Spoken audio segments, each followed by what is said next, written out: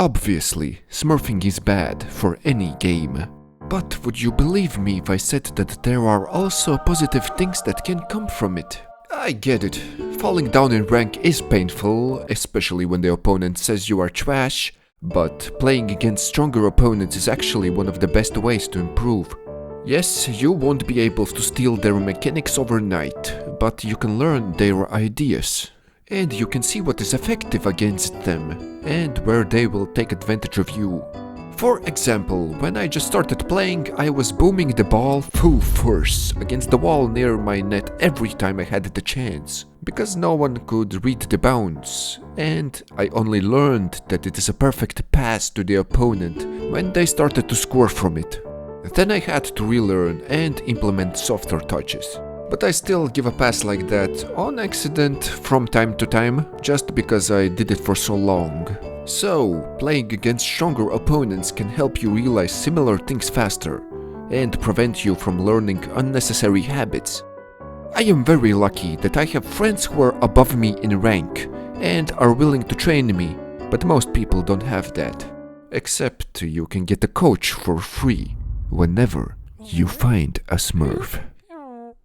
In a world filled with Rocket League Smurfs, there exists a player who fails more often than he succeeds, except when he plays against Smurfs. That player is me.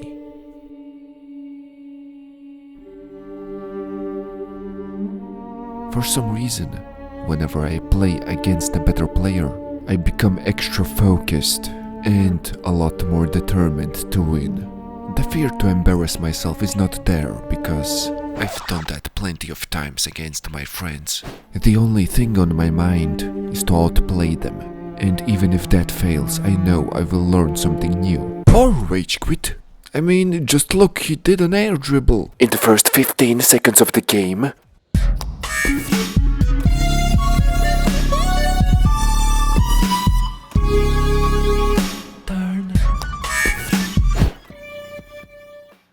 After that air dribble, I was determined to stop him, but I forgot to practice my shadow defense. But it doesn't matter, because I never give up. And to be honest, it seemed like the Smurf was very inactive on defense. Almost as if he was here trying to get clips for TikTok, because in his ranks they could easily defend his attacks.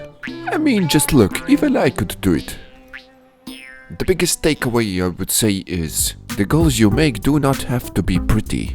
A simple but fast counter-attack will work more often than not.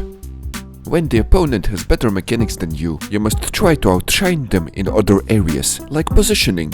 And in situations like these, instead of thinking, oh, I could never defend a shot like this, realize your own mistakes. Like in this specific situation, I should have stayed close to him, instead of going back to my net.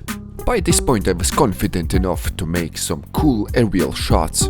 And if I'm being honest, the other players probably started to think I was a Smurf too. But the reality is, I simply am used to players who can double tap or air dribble, and shots like these are one of the coolest things I can pull off. I'm not sure what happened here, but they gave us a kickoff goal for free. I mean, I will take it. It was now time to assert my dominance in the air, since I consider that as one of my specialities. Meanwhile, my teammate was so intimidated that he didn't step out of the net for like a solid minute, so I had to push him out. And this next play I made was the coolest one, I think. I do not know how to air dribble, but I faked that I was going for one, but instead I made a very powerful shot on the net. And since I was outscoring a guy who can double tap, they probably thought I can do it. At this point, the Smurf's teammate started to panic. And of course I will take advantage of that. And by now they had enough, so they quit, even though they still had 2 minutes. Here the opponents are not smurfing, but everyone in the lobby is higher ranked than me, and after giving a pass to that guy, I bumped him out of it, so hard he didn't even get up for a while. Here I randomly got a flip reset, but I wasted it. Sometimes mistiming your jump can actually be a good thing. At the moment I honestly thought I owned gold here. My dribble training is finally paying off, but it still needs some work. My first ground to air dribble, but I was ghost bumped out of it. In this one, the ball became a black hole and sucked the whole enemy team towards it. You have probably heard the saying, if you are the smartest person in a room, you are probably in the wrong room. And the same things apply here. If everyone in the server is a lot worse than you, then you are probably not gaining much out of it. The fact that the winning teams oftentimes call their opponents noobs or trash simply shows that they don't understand that. And for me personally, getting cool clips from my own lobbies are not nearly as satisfying as doing it against stronger opponents. Afterwards, it gives me a lot of confidence in my own lobbies and allows me to rank up a lot faster. But don't misunderstand what I'm saying. Smurfing in itself is bad. Not only does it mess up the actual ranks of people, but those who get angered by it probably won't be able to learn anything new playing them. But me saying that won't stop the Smurfs, who just want to do it for fun.